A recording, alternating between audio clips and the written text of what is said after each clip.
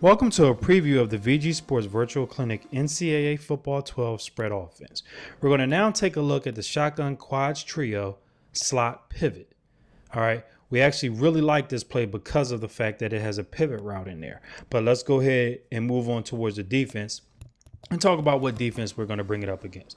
We're going to put it against the dime normal weak overload 3.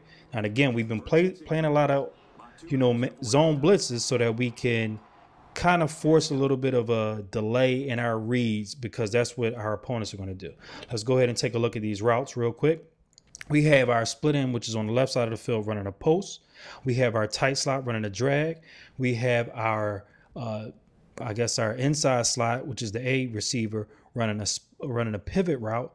We have our far slot, which is the LB receiver, running a drag route, not a drag route, but a crossing route across the middle. And then we have our flanker running a streak up the sideline.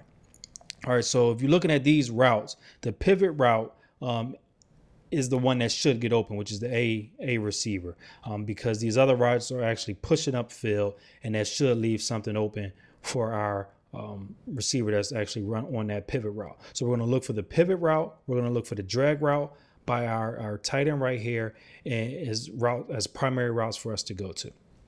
All right, so as the play starts, and we pause it real quick just so that you can see what options we had right there. Right away, we have our receiver running across the middle who's going to be open. All right, we also look at our pivot real quick because we see an opening, but when we pan over and see that corner sitting in the flat, we know we can't throw that route. But if we look over top of that corner, you'll see that our flanker receiver is shooting up the sideline by itself for an open streak route.